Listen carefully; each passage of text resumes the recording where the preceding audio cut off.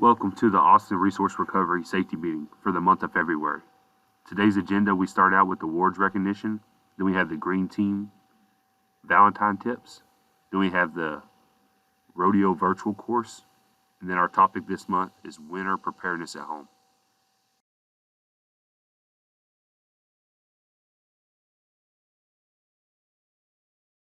Hello from the Awards and Recognition Committee. You can recognize your fellow employees by nominating them for an Aiming Higher award. You can submit a nomination online, scan the QR code in the corner with your phone to open the form, or contact any Awards and Recognition Committee member listed below. This month's Aiming Higher awards go to the following ARR staff. Marcus Gonzalez is the Customer Service Division Manager. Over the past 5 years, Marcus has stepped in on all facets and levels of his division to support operations. Marcus backs up his staff on Station 30 or dispatch at all hours from 6 a.m. to 5 p.m., including holidays, so the rest of his staff can have off. When reaching out to Marcus after hours, he never fails to answer regardless of the time of day. Thank you, Marcus, for always supporting ARR. Nolan Fleming on the PIO marketing team and strategic initiatives. Nolan repeatedly steps up to assist with projects that are above and beyond his responsibilities to ensure there are no gaps in our customer service. He served as backup marketing rep when a coworker was out for several weeks. This required him to complete website edits, work with our third-party vendor to update the mobile app, and complete other tasks. He volunteered to do this at a time when the second digital designer position was vacant, and he was already completing the workload of 2 people. He has also agreed to get trained on the mobile app platform so he can serve as a backup without the need to contact the vendor. John Trevino is from the Litter Abatement Division's Underpass Cleaning Program. The Underpass crew assisted Public Works cleaning a homeless encampment under the Parmer-Mopac Bridge. There's a Capital Metro train which passes through continuously. During assessment the day before the cleanup, John Trevino noticed there were campsites on both sides of the train tracks, leaving one side without access to clean. He discovered only one way to safely enter and exit this area. The next day, John met with his work group, delegating assignments, equipment, goals, and expectations. John took a crane. Mr. Charles Swain was assigned to truck and trailer. John found a way through a ballpark to access the sites to safely collect and transport. There was one way in and one way out with only one vehicle at a time. John loaded Mr. Swain 16 times until the entire encampment was cleared safely. Ruby Fuentes is also on the underpass cleaning team. The first time Clean Creeks used walkie-talkies for traffic control at a cleanup, Miss Ruby assisted with traffic control. There was only one way in and out, allowing only one vehicle at a time. Miss Ruby was calm, patient, and clear with her communication, and the information passed. She also assisted on the job site directing trucks and getting loaded by the crane. A Team Aiming Higher award goes to Sharon Ford and Charles Swain from the Litter Abatement Division's Underpass Cleaning Team. Miss Ford and Mr. Swain took the initiative to collect brush left in the downtown business district. Due to homeless campsites in the parking lots under I-35, the landscape was not serviced. A previous crew cleared and cleaned this homeless encampment, but the landscape had not been serviced until recently. Miss Sharon Ford and Mr. Charles Swain collected the brush and cleaned the area. Thank you for continuing to keep Austin beautiful. Another Team Aiming Higher award goes to Stephen Davis and Paul Williams in the Litter Abatement Division.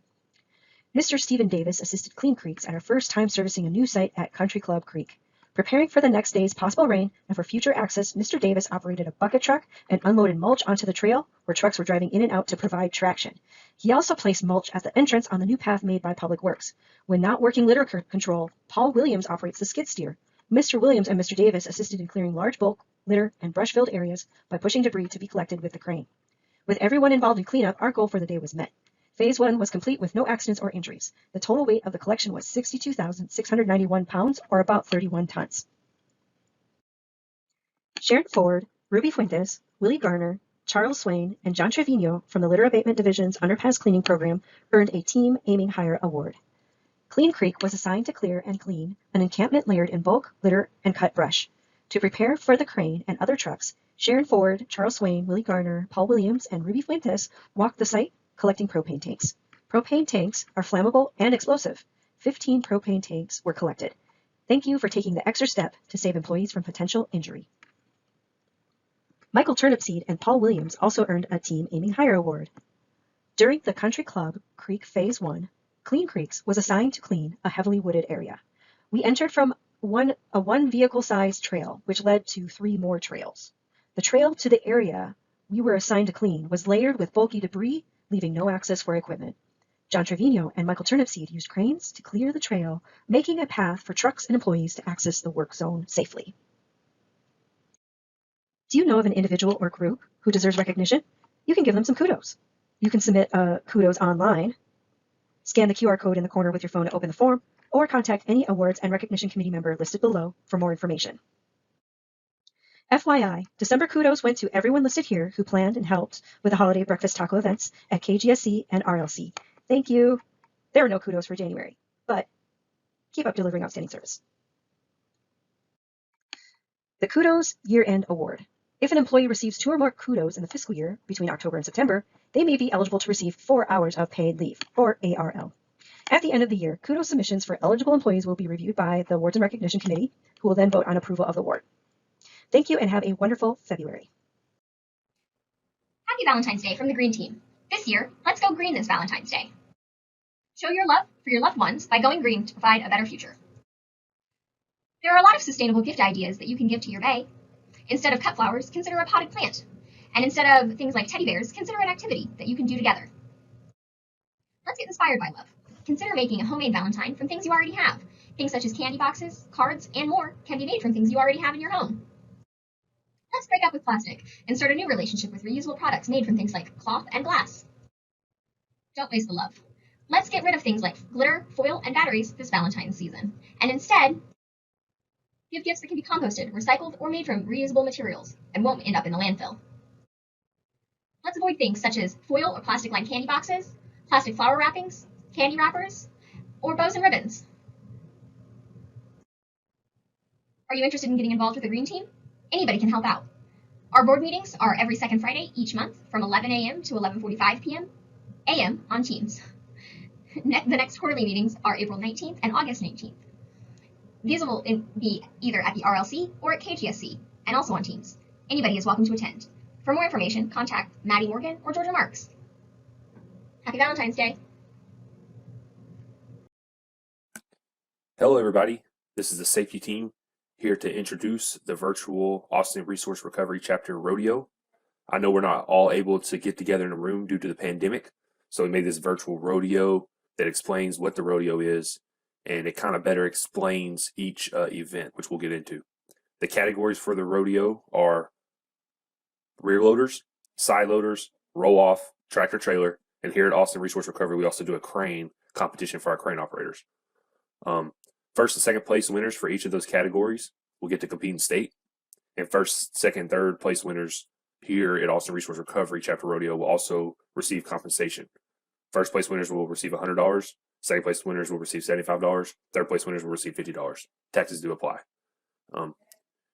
We start our rodeo here between the Field Island and the Wash Bay, and then we go through our 7 events. The first event is our offset. The second event is our straight line. Third event is our right turn. Then we go into our serpentine, alley backing, parallel parking, and then we end our competition here at the stop line. Our ARR GIS team worked with our safety team to create this GIS map. It's an interactive map that I will send out to everyone this link so they can navigate around these events and see it for themselves. However, I'm going to go through it today. So we'll start out with the offset event. So come over here to the left side of the page, you click the event you want to look at, and you click on the video here. And as you watch the video, I'm going to read about the event. The purpose of this event is to set up a situation where the driver must watch all 4 corners of the unit to see that the barricades does not get scraped or bumped. A perfect score is 50 points. It's minus 5 points for each instance of stopping or repositioning the vehicle. And it's also minus 15 points for each instance of hitting or scraping a barricade. There will be no score recorded if it takes you over 2 minutes to complete this event.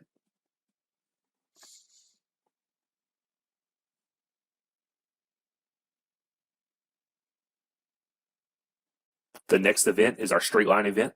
So we'll click on that. The purpose of this event is it determines the driver's ability to locate the right wheel of the vehicle at any position on the road. It's a 50 points for a perfect score, and it's minus 5 points for each time of striking or touching or running over any markers, or for straddling or passing around any markers. There will be no score recorded for 2 minutes, and also important to notate that our side loader operators will be operating from the operator's side. Right after the completion of the straight line event, you will enter in the right turn. The right turn event's purpose is to test the driver's ability to maneuver the vehicle through close turns without impacting curbs, walls, or parked vehicles. 50 points is a perfect score. It is minus 5 points for each instance of hitting a cone. No score will be recorded for over 1 minute.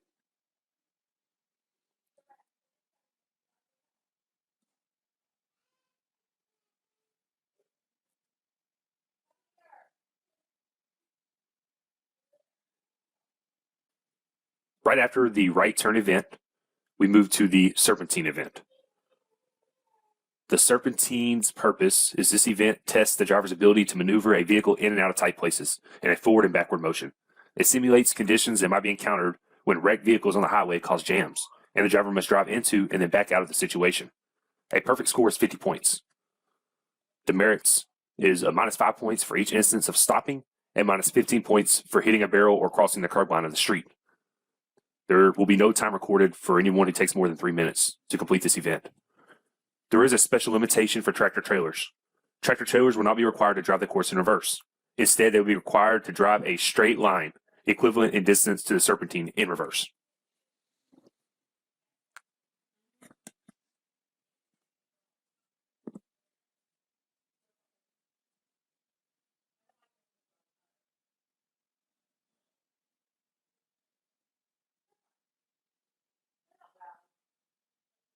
So just like we stated before, tractor trailers won't have to do this maneuver in reverse. They'll just do a straight back on the left side of the cones there.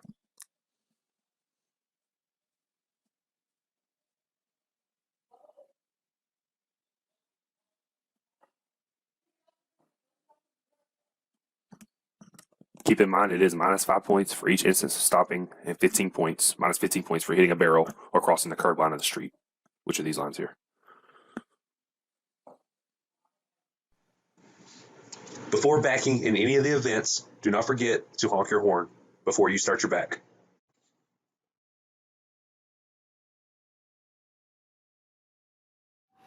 When you back past the last barrel, you will stop and honk your horn. Then the judge will let you go to the next event.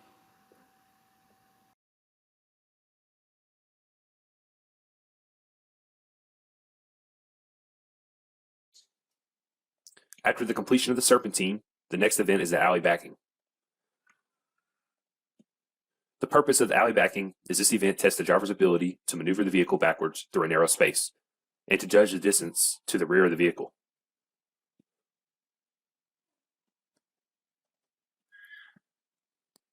So here, and you can read along how each vehicle is scored. So tractor trailers is here on top, how it's scored, and all the other vehicles, the straight line vehicles, are down here.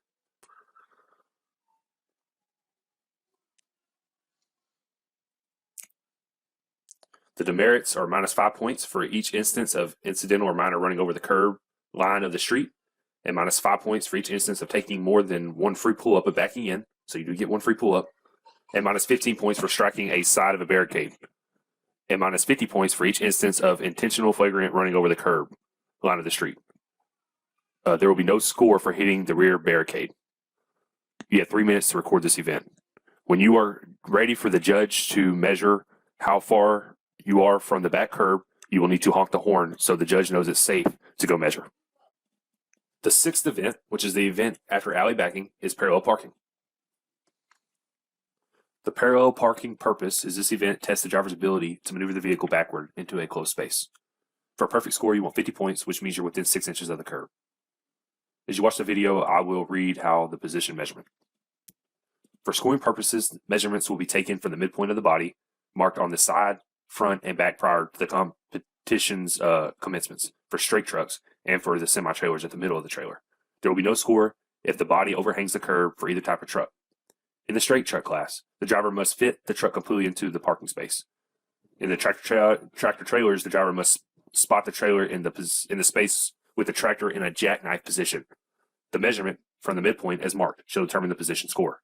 Please keep in mind when you're ready for the judge to measure and you are done, you need to honk so the judge knows it is safe. Here are the demerits. It's -15 points for each instance of striking the curb with rear wheels, except when unparking. It's also -15 points for each instance of striking or brushing the front or rear barrier. -5 points for each instance of crossing the curb line on the far side of the street, and it's -5 points for each instance of taking more than one free pull-up, getting in, and more than one free pull-up of getting out. There is no score recorded if this event takes you longer than 3 minutes. After completing parallel parking, you will go to the final event, which is the stop line. The stop line purpose is this problem tests the driver's ability to judge the location of the front bumper and gives the driver an opportunity to improve judgment through some practice. The score, a perfect score, is 50 points, which means you're within 6 inches of the line.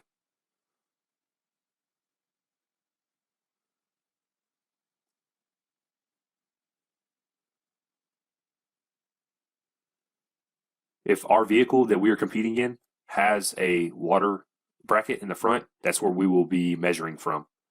If it doesn't have a water bracket, then we'll measure from the front bumper, but it's the furthest part is what we will be measuring from. You should honk whenever you're ready for the judge to measure. That way, he or she, which is the judge, knows that it's safe to go out there with the measuring stick to measure. Again, I want to thank our GIS team for helping us put together this virtual rodeo. I look forward to seeing you all compete, and I'm going to be sending this link out. So if you need further clarification, you can pick through these events and read through them. Please reach out to Ryan Rawson or Bill Huck in safety if you have any questions regarding the rodeo or how it's scored. And again, I look forward to seeing everyone there. Thank you. Hi there. Welcome to Austin Resource Recovery's safety meeting about winter preparedness at home. Following Winter Storm Uri, aka Snowvid or the Snowpocalypse, in February of 2021, it's increasingly important to take precautions for future winter storms that may hit Texas. If you have any suggestions to add to this presentation, please reach out to the ARR Safety Team. Additionally, thank you to everyone who served our community during this storm. Let's begin with what not to do.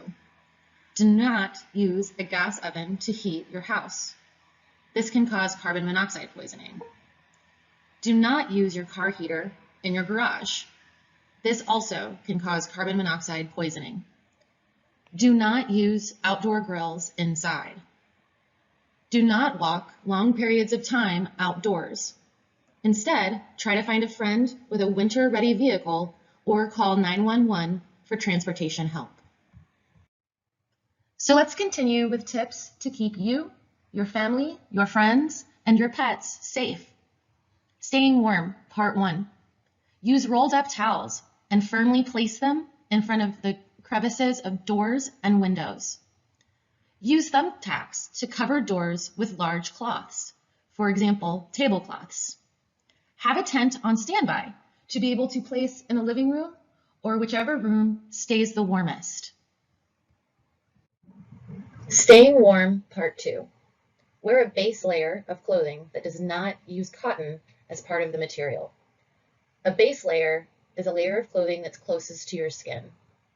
Cotton-based clothing retains moisture and the cold, which results in the material freezing and/or your body temperature remaining colder for a longer period of time. Dress with multiple layers on top of the base layer. Wear a warm hat. You can lose up to 50% of your heat through your head. Staying warm if you do not have power. If you do not have power, prepare in advance enough food to last that can be eaten hot or cold. Invest in a 0-degree tolerant sleeping bag. Try to invest in 1 bag per person. Use backup communications, that we'll talk about soon, to identify the location of warming centers. Staying warm without power, part 2. If you do not have power to your home, move around. You can generate your own heat. Consider doing jumping jacks, etc. Keep your friends and family in the loop. Let them know how long it's been since you've had power, and let them know of your current state of mind. Ask for help, especially in these situations. Your friends and family may be able to help you find places that do have power, find vehicles that are winter safe, or identify the nearest warming center. Staying warm if you do have power. If you do have power, and we are asked to limit the amount of electricity and power that we use, boil water to stay warm and to drink in teas. Cook to help keep the house warm. Use your oven. Consider making soups, pots of beans, bake bread, or make cookies. Medical concerns, part 1. If you see that a storm is in the future, work with all of your doctors and your pharmacy to ensure that you have all of the medications you may need for the duration of the storm. Familiarize yourself with the stages of hypothermia so you can recognize the next steps to take if you or your family experience them. Purchase a first aid kit. Medical concerns, part 2. Plug in and test all carbon monoxide alarms. Test all batteries within fire alarms and fire extinguishers. Have fire extinguishers out and learn how to use them in case you need them. Ensure you have backup electricity for all medication equipment and prescriptions that need refrigeration. Communications, Part 1. Purchase walkie-talkies with batteries. Ensure all cell phones and laptops are fully charged. Invest in backup portable chargers so you can charge your batteries for your electronics. Communications, Part 2. If you do go outside, keep your phone in an interior pocket. Keep it within your jacket or within your pants. The cold can cause your battery to die more quickly than in normal temperatures. Purchase an emergency radio in case electricity fails. Keep all phone calls as short as you can to save battery life. Limit your texting, do not use the internet as much as possible, and do not send photos. Communications, Part 3. Delete unneeded apps on your phone to save battery life. Turn your phone onto low power mode and turn off Bluetooth to save phone battery. Consider switching the phone to airplane mode to save battery and reconnect every few hours to check in with your friends and family. Lighting. Invest in camping lanterns. Test or replace batteries on all lights, including flashlights and camping lanterns. Have candles with matches or lighters as a backup. Invest in a backup generator and/or a small solar generator to have to charge and to use these devices during an outage. Taking care of your pets. Purchase a backstock of food, medications, and water for your pets. Keep animals inside. Place boxes and old blankets outside for wild or feral animals. Learn about the breed of animal that you own. Learn how long they can stay outside at certain temperatures. Water, Part 1. Familiarize yourself with the location of your water valve and your water heater and learn how to shut it off. Drip all faucets when it is 32 degrees Fahrenheit or below. Store water in drinking containers with spouts in the fridge and at each sink in the house for washing dishes and brushing teeth. Water, Part 2. Store or purchase water for the duration of the storm. Be sure to add or include 1 cup each day for brushing your teeth for each member of the household. In case the pipes break, use half boiled water and half cold water to bathe. Use buckets of water for flushing toilets. Food. Keep pastas, rice, crackers, beans, nutrition bars, and canned goods in stock. Invest in a propane grill and a camping stove that are ready to go as a backup if the gas goes out. Invest in a charcoal pit. Remember, only light these outdoors. Transportation. Keep all forms of transportation, including driving, riding your bicycle, and walking, to a minimum. Invest in a bag of sodium chloride, rock salt, ice melt, and sprinkle liberally on potential walkways nights before or during freezing temperatures. You can find bags of sodium chloride, rock salt, ice melt at various home stores. If you must walk outside, to avoid injury, walk in parts of the path that are covered in snow. Avoid walking in parts that are not.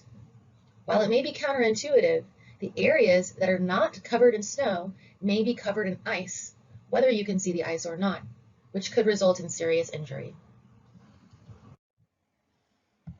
Vehicles and vehicle safety. Keep the following items in your vehicle: flashlight, water ice scraper, jumper cables, a shovel, blankets, a first aid kit, and a toolkit.